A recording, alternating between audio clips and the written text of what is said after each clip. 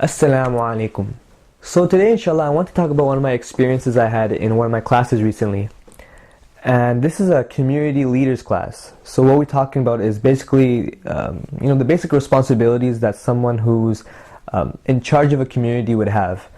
And one of these responsibilities in the Muslim community that a leader has is to take care of the funeral services, or the janazah as it's called. And our teacher, as he was describing the process, he was mentioning how what the body goes through at that time, a dead body, when it's on that platform being cleaned. And it was a really horrific sight, the way he was describing it. Feces and all these other nasty liquids leaking out of the body. The mouth is sometimes stuck open, the eyelids are sometimes stuck open. It's just not a pretty sight to look at. As someone who's in the fitness industry, which is pretty superficial and is all about looking a certain way, reaching a certain ideal physique, it really affected me. What I was thinking about from my own experience is that I work so hard to attain this perfect physique. I work so hard to try to get to that ideal. But at the end of the day, I'm going to be that guy on that metal platform with liquids oozing out of me. Like, nobody is going to admire your six-pack at that point. At that point, people are rather going to want to get away from you because of the foul stench that's coming off of your body. Understanding these realities gives us a different perspective on why we do things and how we live our lives. Even if someone were to admire your body as a dead corpse laying on that metal platform, would you rather them talking about how good your six-pack looked? Or, this guy was a really good individual. You could have the best six-pack in the world, but you could be a garbage human being. And that's how people are going to remember you. They're not going to remember your six-pack. They're going to remember that you were a garbage human being. You know what? One of the reasons I think it's very difficult for people to talk about death in this day and age is that it makes you reflect. It makes you reflect on the meaningfulness of the things that you're pursuing, the goals that you are trying to attain. Let's take the average fitness individual who tries to cut down to single-digit % body fat numbers. And, that lasts for a couple months before he goes back on his bulking stage where he becomes borderline obese. And this goes on and on for years and years, and this just becomes the norm. This becomes the routine. The bulking phase, the cutting phase, and all that other stuff that comes along with those. Step back and look at these habits objectively. Does this really make sense for someone to do? Is there any meaning behind this? I mean, if you ask me, I'd say no. I feel like it's a pretty huge waste of time. You have to find meaning and purpose behind everything you do. And I think that's where you find reward in your actions. That's where you find gratification in things that you do.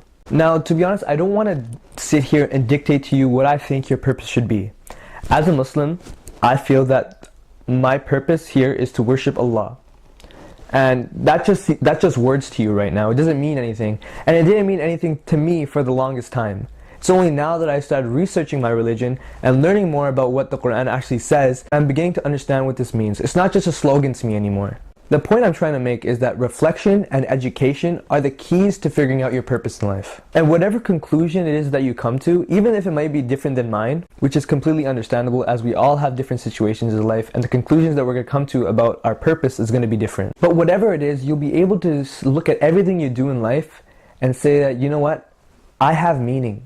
And what I'm doing right now in my life, it has meaning as well. I'm working towards that purpose. And with the purpose, you'll be able to filter those things out of your life that don't have any meaning, that don't contribute to your purpose.